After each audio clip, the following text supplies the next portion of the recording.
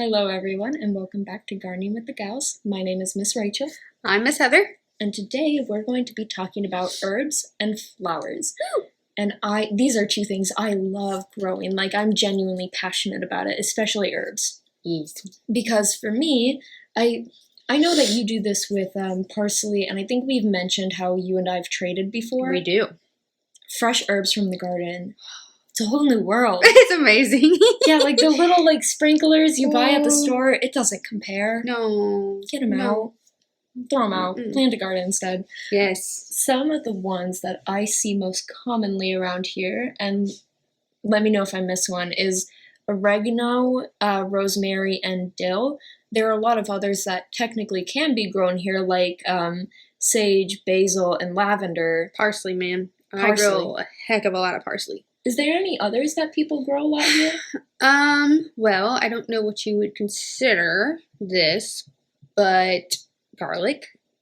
Oh, that's an herb. It's an herb. I would consider it an herb. A lot of people grow garlic, green onions. Okay, yeah. For slicing and whatnot. Let's see. Yeah, pretty basic around here. How do you grow garlic? You plant like a bulb, and then once it has like little shoots, and when it blooms, I think it's ready. I've never done it, but I might try it sometime. So it's kind of like an onion? Yeah. Okay.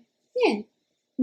Maybe that's something I'll add this year. Yeah. I don't know how often it's grown around here, but I personally grow thyme, oregano, and rosemary. Yep. And I did grow dill, but I never used it except in a Greek cucumber dip recipe, and I only ever made that once, although it was the best thing to bless my taste buds. So that's something. Lavender it's an herb. It definitely, to me, has more of a flower look.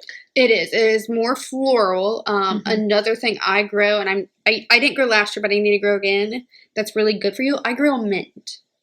Oh. Peppermint, mint, whatever. There's different types of mint, but I just grow a basic peppermint, and it's something you can pick right off the stem and eat. It's good for multiple things. One thing you have to be careful about is where you plant it, because if I'm correct, it's an undergrowth, so it'll just... it'll creep out if you let it. Right. I just grow it in a container. Oregano is the same way, I believe. Oregano, parsley will get very bushy and shrubby. For her, what we do is we trade parsley for some dill and a couple other little things, but that's usually what we trade back and forth. I use the dill in Italian dishes, and then when I'm making homemade, we call it hillbilly garlic bread. We just use bread, or just garlic bread. I put that on there like they do at Pizza King. We'll pretend that wasn't said. That's what I do with the dill, and I have a couple other things I use it with. All right. Something that Rachel Hill did is when I started my garden, she actually pitched in because she grew beets in my garden, a couple of other things, and essentially our deal was she pitched in with money and then helped me take care of the garden, and basically what I grew was hers. And she took home basil, because basil is something I don't like it very much. I like pesto, but I'm touchy about it. Sometimes it can just be a little strong. But I would trade with her. We made a homemade pizza that required basil leaves, so I would often trade with her some oregano or rosemary, something like that, and she would use it in her cooking as well. Right. So they're good, and it's all encompassing, and I like the fresher the better. One thing I did include this year, we included in the catalog, the seed catalog, we included pretty much most herbs and vegetables to grill and make your own salsa and pico, and a lot of Mexican dishes. So we actually included this year some cilantro. Oh yeah, that's right. Included that one. And some lemongrass. And lemongrass is something that I know a lot of people use it in cleaning or bug repellent. Oh, is it? Because lemongrass will grow up in a mound, kind of like the ornamental grasses a lot of people grow here to hide things. That's what I put my grasses for. I'm gonna go. Right, sorry about that. Just another little technical difficulty. I think we were in the middle talking about what we added. Lemongrass. Yes. So that is additional. We've added this year. We added some lemongrass. So she was saying people use it for like cleaning products and I think in candles and perfumes and stuff. Yes. I'm gonna use it this year for it's a good bug repellent, mosquito repellent. The things I've read up for me is I actually get the essential oil lemongrass, and a couple of moms don't always necessarily like the harsh spray. I mean, I'm not gonna say I never use it because there's sometimes you're in the woods and that just doesn't cut it. Right. But when we're out and about at our friend's house and our little ones are playing, we actually use the lemongrass essential herb and just rub it on there. But if this year with me planting lemongrass, I'm actually, what you do is the tall part of the grass, you take it and you smack it and you rub it, and then that scent will rub off on you and you can put it around like you would, like a perfume or your bug spray, and it actually keeps the bugs at bay. Right. And speaking of bug repellent, there are also herbs that are bug attractors. Mint, as we discussed earlier, is actually a really good plant to use for attracting bees because they like that sweet smell. So, you can get those in there to pollinate your garden. The only thing is, it also attracts wasps. I did not know that. Now, I've always heard of it as a deterrent for spiders. Yes, it is. Which I think it kind of goes, it's a give and take. If you lose spiders, then your pests have a chance to get into your garden and then eat up on all of your stuff. So if you lose your spiders, you bring in wasps and they'll take care of the pests for you. It's kind of like a pick your poison. Yep.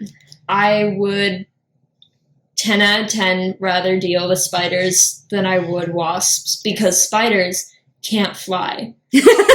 And I just feel like they actually respect me. They're like, all right, listen, bud, I get it. You're over there. I'm over here. We chillin'. Cool. Yep. Wasps, no. They have an attitude that is not fun, not worth it. No. I don't like them, but I will deal with them. I'm her wasp killer. And it's going to sound weird, but I actually keep a little bit of spiders around to keep down on the other bugs. But once I see the spiders are creeping up, like this is the time of year, I've noticed more spiders around my house upstairs. I'm having to kill some of them. So in replace of that, spiders are good and spiders are bad depending on the person.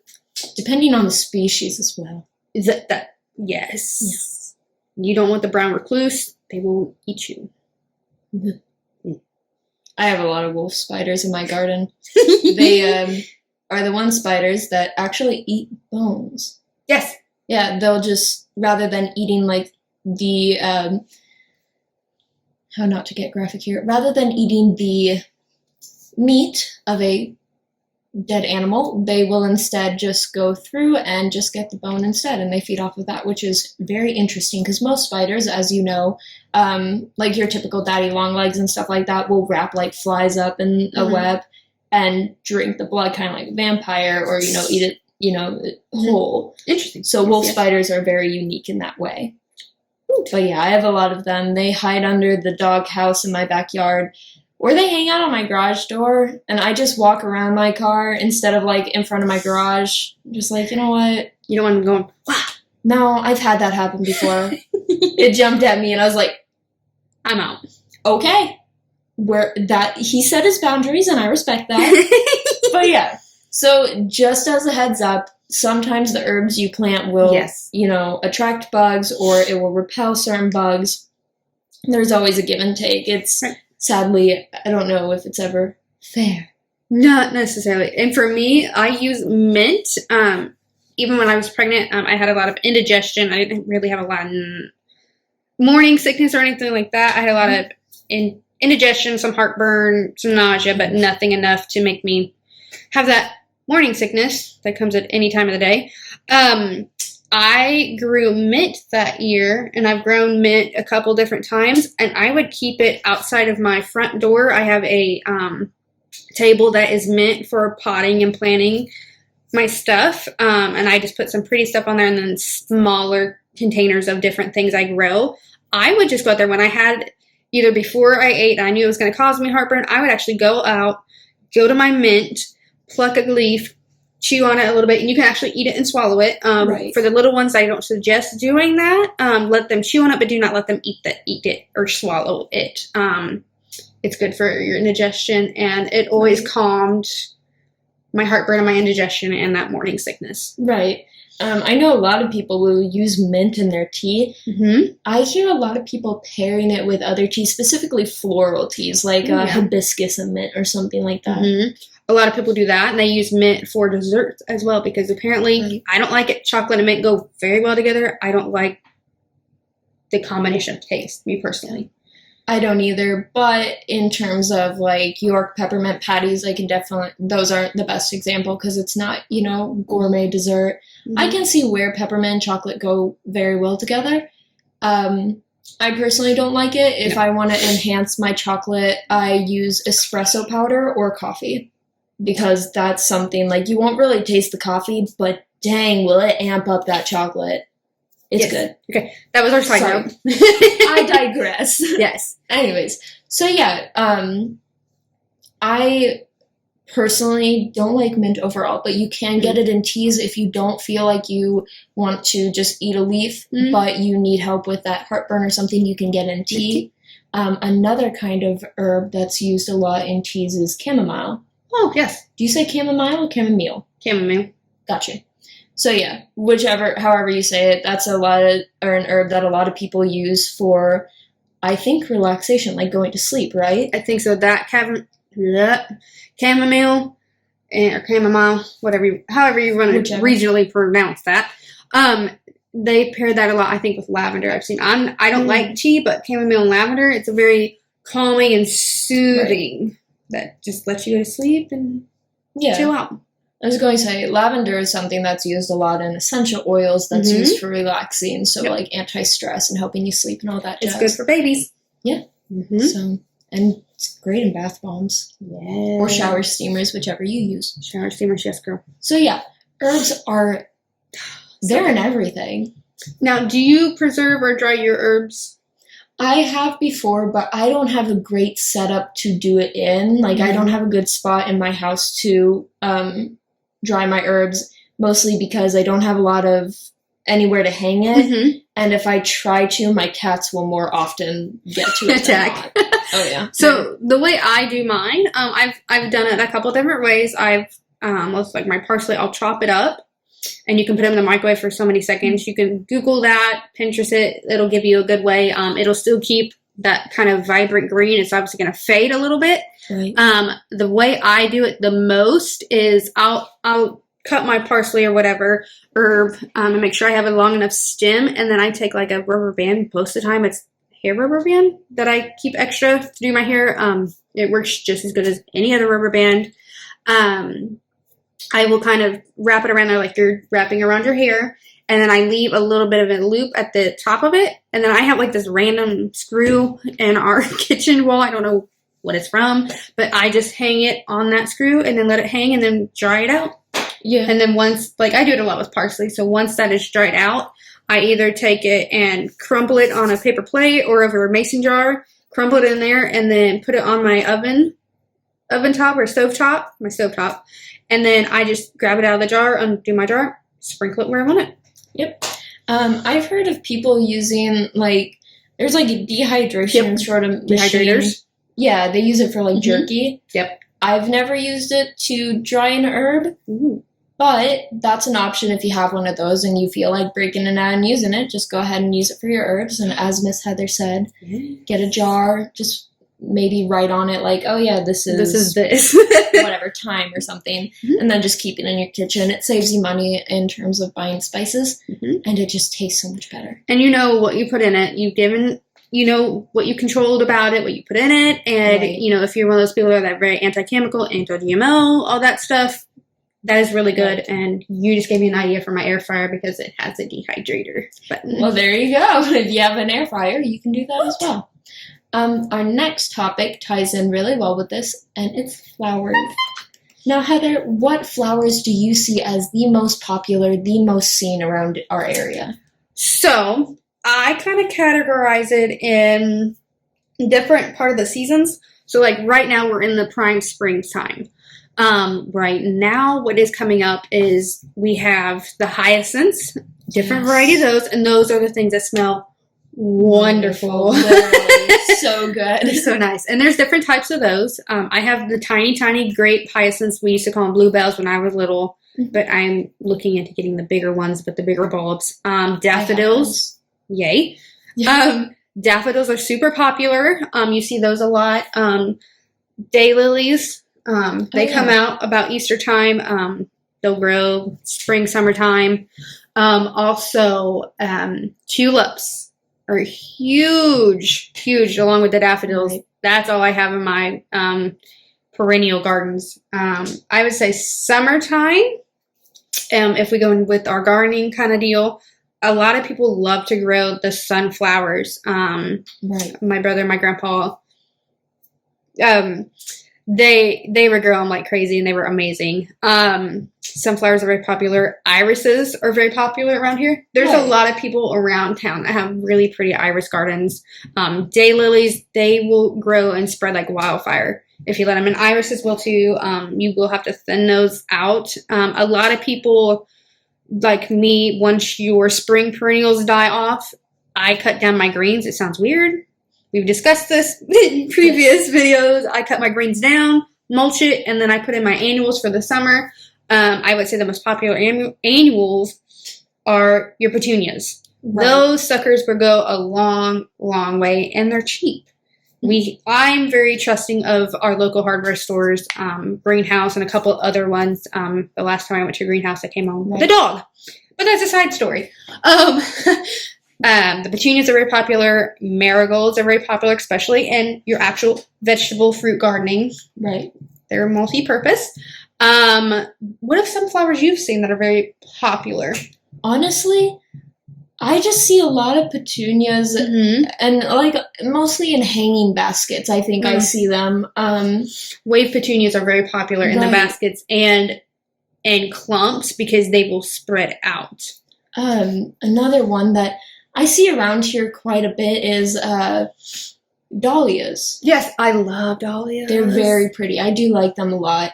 And I wish I knew her name, but sadly I don't. There was a woman down at our Ace Hardware greenhouse here in town who she paired me with a ton of flowers and she helped me make like such a gorgeous floral basket. It was probably Miss Lisa.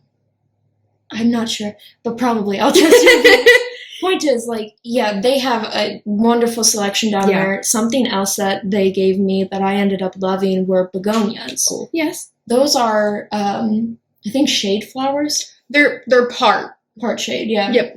So I occasionally see those around town. Impatiens are good for the non-sunny areas. They're very shaded. They don't need much sun, maybe an hour or two, but that's the most. They have specific impatiens that are called sun patients for the sun, but if you plant them, the regular impatiens in full sun, forget it. You just wasted your money. You're burning them up. Right. There's one plant, and it's not, I don't know that it's not a flower, but it does flower, and I see it a lot around here, Richmond, anywhere you go. Hostas. Oh, yes. Very popular. They're good for ground cover. They reproduce a lot. About every couple of years, I actually thin mine out and give it to our friends that need that ground coverage or have a lot of shade. They're good for part to full shade. And there's very different variegations and varieties of hostas. Right. Something that I've seen around here, but I noticed that they're very hard to grow is hydrangeas. Yes. Indiana can grow it, but you have to have a very good established plant, very good soil. They require very acidic. They're very acidic. I've tried growing them a couple of times. My soil is just very odd in different parts of my yard. So I would recommend testing your soil. Yeah, my neighbor does a very good job with his those hydrangeas. Are beautiful what your neighbor has. Yes. Yes, like his front yard is a small patch, but he does a great job. It's gorgeous. But anywho, I digress again. Yes. I see this more out in the country than I do in town. Roses. Oh, yeah. But I don't know, like, if they're the true rose or if they're a hybrid. I'm not really sure. The really popular roses I found when I worked in the greenhouse and different jobs is the tea roses. They're low maintenance. It's a very common bush. It's not like, the long stem roses you will get at a green or floral shop. Tea roses are the easiest and the simplest to grow. They're not a ton of maintenance. I don't have a great green thumb with roses. I just meh. I have a green thumb with other things, but tea roses are the most common, and they come in different varieties and different colorations. I was just about to ask if they have a range of color, if they're one set There's color. Pinks, there's red, there's magenta, which is like a hot pink kind of deal. There are yellows, whites, kind of a peachy, multicolored. Blue. No blue. Darn. I wish. Right?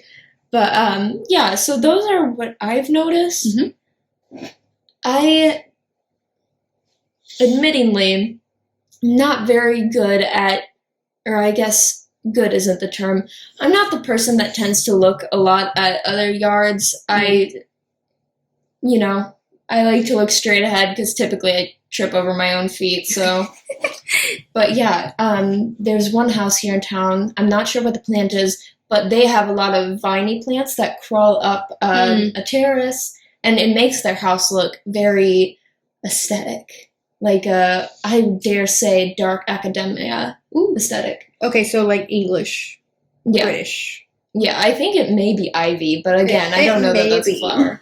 Ivy is more like a greenery and a filler. Mm-hmm. If you get ivy, please be careful. We have talked in videos before this. Ivy is very invasive. Yes. Please have a plan for what you're doing with your ivory, and as well as where you're planting it, and planting.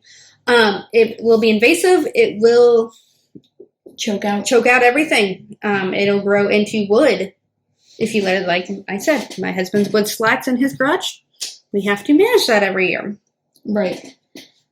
Something that I occasionally see around, but mostly just sold at greenhouses are hibiscus. Mm-hmm. I personally have had very good luck with my hibiscus, but when talking with my professor, Dr. Neal, which some of you may remember, he has said that he did not have good luck with his hibiscus, and I'm not sure if it's a soil or the placement.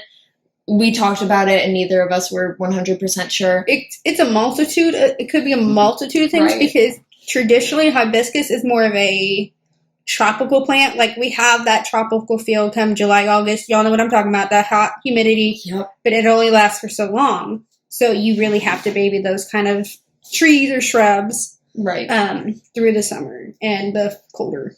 And typically what I did in order to keep mine alive is I had just a little shrub, so it wasn't huge, and then I did have a tree, and we actually moved it into the attic of our house where it was still very warm because, heat rises, and obviously the attic being upstairs is blisteringly hot. Yep. So I was able to keep those alive to an extent, and then come summer, I moved them back out, and they regreened and regrew and blossomed, whatever. And a lot of the plants, annuals, they will, sometimes if you baby them enough and bring them in, if you have them in pots, you can baby them and let them bloom throughout the year.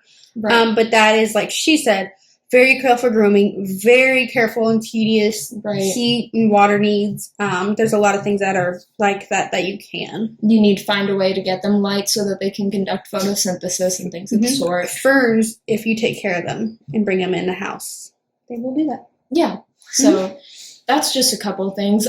Flowers, you can actually use similarly to herbs. You can put them in teas. I don't know much about that. It's really similar. There's a great thing, and I'm shocked that you haven't looked into this.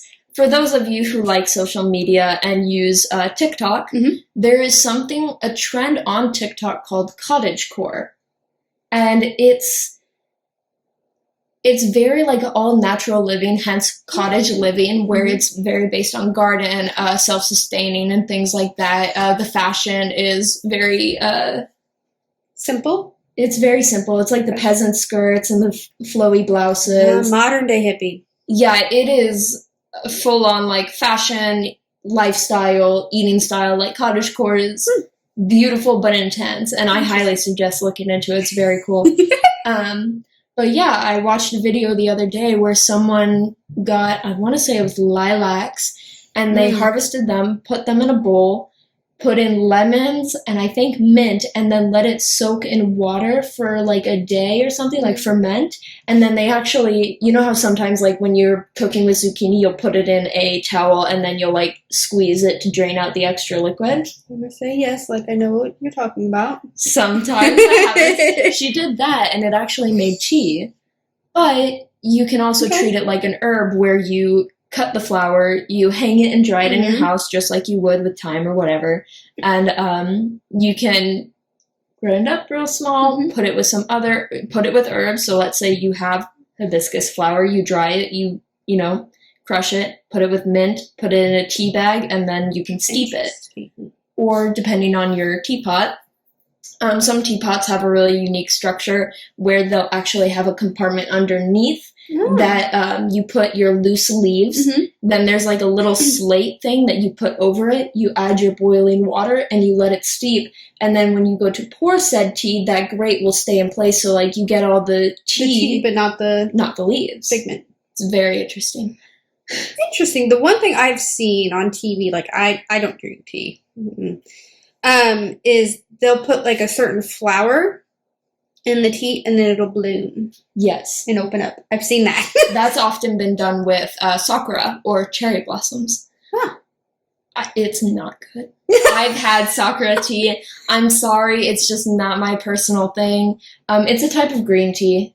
Or you can just get like, I've been to jungle gyms and they have like the sakura flowers that were covered in sugar. It's just not that pleasant to me. I've seen that, and then, you know, part of different cultures, they will actually, like Irish, will take the tea leaves and read your future, kind of like gypsy kind of stuff. Yep. They will spill the tea and read your future. That's actually in Coraline, the movie. Interesting. No copywriting, sorry. Totally not. It wasn't in Peaky Blinders at all. No. And speaking of tea and cultures, we actually have a book that you can see back here called The Tea Book. And it talks about the different qualities, infusions. When it says rituals on the title, I look through, it does not mean witchcraft or anything like that. But it talks about how teas are used in different cultures, especially celebrations all across Asia, somewhat in Europe and stuff like that. So that's something you can look into. There's a book that I currently have checked out, but by the time this video is uploaded, it will be back. And it's about like growing lemons, lemongrass, chamomile, and making it goes from growing the herb or flower to drying it and then to making it into tea. So it's like the full process. It's really cool. Interesting. Another thing you can use is this book. It's called Lemons and Lavender, and it has a lot of recipes. Like it has recipes for food, cleaning products. It's a very natural homekeeping book, but like I said, it covers both housekeeping, food, and like essential oils or teas. So that's a really cool book you can check out. And then this one is called The Shaker Herb and Garden Book. So like with our religious background here in Indiana, there was a lot of Quakers and Shakers. Well, they were called Shakers, Quakers, whatever you want to call. This is talking about their gardening style, and as you can see, they have something hung up. So they do kind of like what I do with my herbs and some of my flowers. It's just a really neat book with different ideas, different gardenings, how the Shakers and the Quakers would do things. Just a lot of really cool things. Yeah. And like this. So yeah, we have a ton of different books about using the herbs that you grow or the flowers that you grow in a multitude of ways. You can use flowers as dyes as well. You can use some herbs. They'll have a natural dye that they'll, I guess, secrete if soaked in water. Even berries. Yeah. Berries. It's really cool. I did a project in high school where I actually used berries to make paint. It did not turn out well. But I didn't do it right, obviously. So, yeah, there's just a lot of different history. And of course, with the books that we have displayed back here and all our cookbooks, they, of course, have herbs and seasonings that you can use and grow right in your own garden. And I can guarantee you, it makes it 1,000 times better. Fresh is best. Yeah, I speak from total experience. Like, Exactly. I would never lie to you. It makes it better. It's food. That's a Midwestern's way to our heart. Right. It's food. Fresh is best. Food is best. Right. So, if you guys would like any more books on herbs or flowers, let us know. Of course, as we've mentioned before, you have an entire library staff of gardeners who are more than happy to help. Actually, majority of our staff does floral gardening. So, of course, we are chock full of floral info. Yes. But yeah, if you guys are interested in finding a book, just let us know and we can help you. In that case, I think we're all good. We're good to go. All right, guys. See you next week. Bye, guys.